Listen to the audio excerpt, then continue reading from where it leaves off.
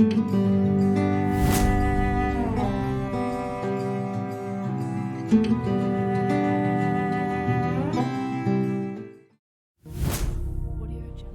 పరిశుద్ధ నామమునకు మహిమ కలుగును గాక.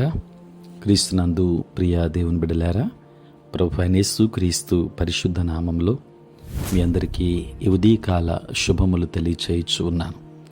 ఈ దినమంతయు మీకు మీ కుటుంబానికి దీవెనకరముగాను ఆశీర్వాదకరముగాను దేవుడు అనుగ్రహించాలని మీ కొరకై ప్రార్థిస్తూ ఉన్నాను. నేటి దినం కొరకు ఏర్పాటు చేయబడిన దేవుని వాక్యము రూతు గ్రంథం 2వ అధ్యాయం 23వ వచనం. కాబట్టి యవల కోతయు గోధుమల కోతయు ముగియు వరకు ఆమె ఏరుకొనుచు బోయాజు పనికెత్తల యొద్ద నిలకడగా నుండి తన అత్త ఇంట నివసించెను. ప్రియులారా, నేటి దినం కొరకు ఏర్పాటు చేయబడిన ధ్యానాంశము నిలకడ. ప్రియులరా, చదువబడిన వాక్య భాగాన్ని గమనిస్తే రూతు బోయాజు మాట ప్రకారం కోత ముగించు వరకు బోయాజు పనికెత్తల యొద్ద నిలకడగా ఉంది. ప్రియులరా, నిలకడ జీవితం విశ్వాసులకు చాలా అవసరం. నిలకడ లేనివారు గాలికి చెదరగొట్టు పొట్టు వలె అటు ఇటు పోతూ ఉంటారు. కొంతసేపు క్రీస్తులో, మరికొంతసేపు సాతానులో ఉంటారు. ప్రియులారా, అటువంటి వారిని దేవుడు తన నోటి నుండి ఉమ్మివేయ ఉద్దేశించుచున్నాను అని ప్రకటన గ్రంథం 3వ అధ్యాయం 16వ వచనములో జ్ఞాపకం చేశారు. నీతిమంతుని హృదయము యెహోవాను ఆశ్రయించి స్థిరముగా ఉండును అని 112వ సంకీర్తన 7వ వచనములో చూస్తాం. ప్రియులరా, యెహోవా యందు నమ్మిక ఉంచువారు కదలక నిత్యము నిలుచు సియోను కొండ వలె ఉంటారు అని 125వ సంకీర్తన 1వ వచనములో చూస్తున్నాం. దేవుని బిడ్డలారా, మనము ప్రార్థనలో నిలకడ లేని వారముగా ఉంటాం.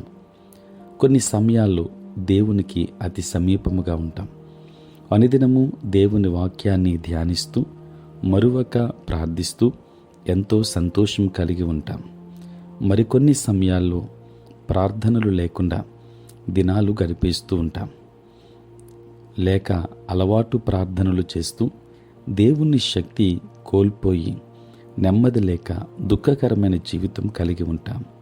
దేవుని బిడ్డలారా, రూతు కోత పని అంతయు ముగించు వరకు వారి యొద్ద నిలకడగా ఉన్నది అని మనం చదువుకున్నాం. ప్రియులారా, మన జీవితాలు ఎప్పుడు ముగియనో మనకు తెలియదు. కావున మనము మెలకువ కలిగి ప్రార్థన యందు నిలకడగా ఉంటే రూతు వలె దేవుడు అనుగ్రహించు గొప్ప బహుమానము మనము పొందుకోగలము. కొలసీ పత్రిక 4వ అధ్యాయం 2వ వచనములో సెలవిచ్చిన రీతిగా ప్రార్థన యందు నిలకడగా ఉండి కృతజ్ఞత గలవారే దాని యందు మెలకువగా ఉండుడి.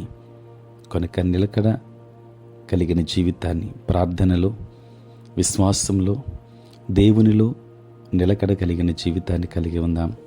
దైవాశీర్వాదాలు పొందుకుందాం. దేవుడు మిమ్మును మీ కుటుంబాన్ని దీవించునుగాక. ఆమేన్. ప్రార్థన. పరిశుద్ధులైన తండ్రి, ప్రేమ కలిగిన ప్రభువా, మీ పరిశుద్ధ నామమునకై వందనాలు, స్తుతులు, స్తోత్రాలు చెల్లిస్తున్నాం నాయన. రాత్రంతయు కాపాడి సంరక్షించి సుఖనిద్రను దయచేసి మా జీవితంలో మరి యొక్క నూతన దినమును మీరు మాకు అనుగ్రహించినందులకే స్తోత్రాలు. ప్రభువా, ఈ దినమంతా కూడా మీ సన్నిధి మాతో ఉంచండి.